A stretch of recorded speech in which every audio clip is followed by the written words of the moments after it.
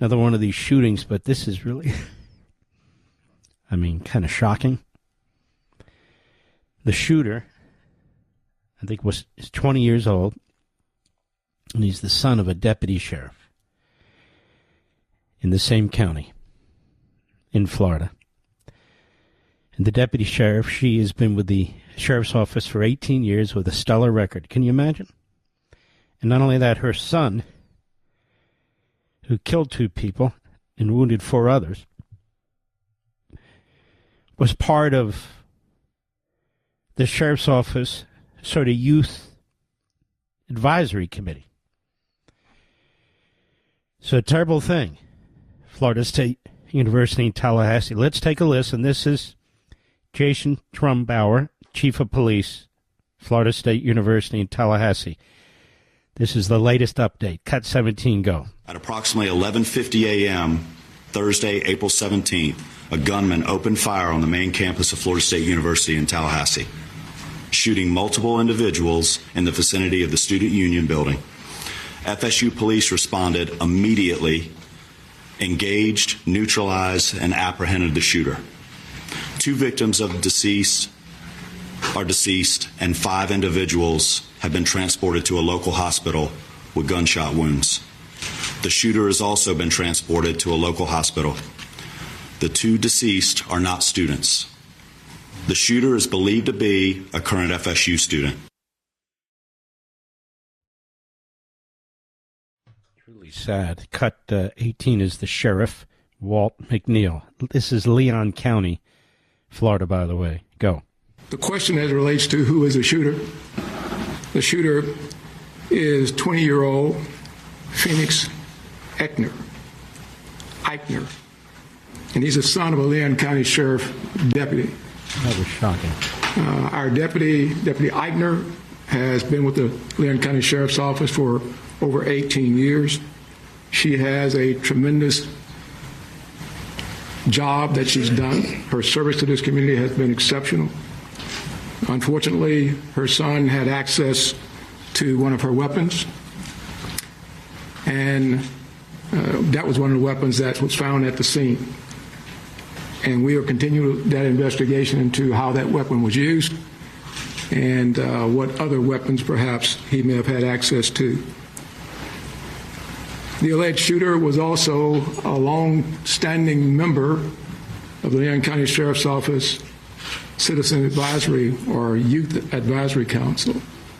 So he has been steeped in the Leon County Sheriff's Office family, engaged in a number of training programs that we have. So it's not a surprise to us that he had access to weapons. This event is tragic in more ways than you people in the audience could ever fathom from a law enforcement perspective.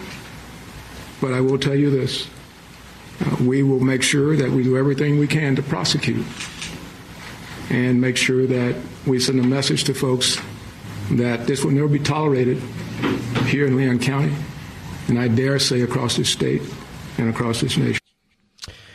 Horrible. Horrible. Can you imagine being the mother? It's just terrible. And, of course, the people who perished and are injured. President Trump was asked about this in the Oval Office today. Cut 19, go. Anything you see broken with gun laws in our Well, I'm going to have to... Okay, let's just... I'm so sick of the media. They're just so predictable, so left-wing, so awful. He's the son of a deputy sheriff. What gun control? What gun control could there possibly be? These people don't even believe in border control, fentanyl control, sex trafficking control. I mean, can you imagine all the illicit weapons that came across the border during Joe Biden's presidency? They don't even talk about that. You have an open border? I mean, illegal guns and other weapons are coming into our country. Nobody even talks about it. Go ahead. Anything you see broken with gun laws in our Well, I'm going to have to... Look, I'm a big advocate of the Second Amendment. I have been from the beginning. I protected it. And these things are terrible. But the gun doesn't do the shooting. The people do. It's, a phrase that's used probably too often. I will tell you that It's a shame. I'm just hearing about it now. I just hear about it. I know the area very well. I know the school very well. I know everything about it. It's Florida. And we'll have more to say about it later. What do you mean when you say there will be more to say about it? Only in terms of what happened. As far as legislation is concerned, this has been going on for a long time.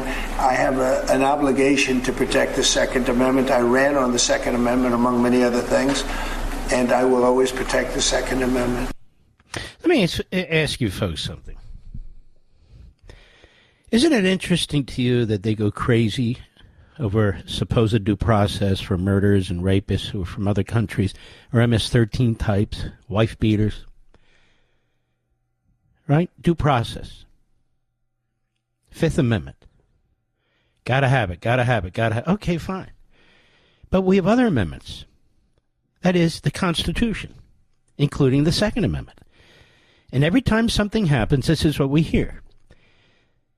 Now, what about that poor kid who was stabbed in the heart by that other kid at the I guess it was the hockey game? What about that? Wasn't a gun. And an armed kid stabs another kid right in the heart because they're having a tussle in the stands. They've raised like $500,000 for him online. They're trying to turn it into some civil rights case, sort of a reverse civil rights case. Well, what do you expect? It's self-defense. Self-defense? So maybe the media should tell us up front which amendments matter and when and why do they matter. Maybe they should tell us that. This has nothing to do with the Second Amendment. His mother is in law enforcement. He took the gun from wherever the mother was storing it and used it. That's what happened. Law enforcement has to have guns, and they have to have access to their guns. And horrible things happen sometimes, infrequently. More people are killed by automobiles every year than are killed by guns. But you don't hear people talk. Well, actually, you do. They would love to take our automobiles away, but you get my point.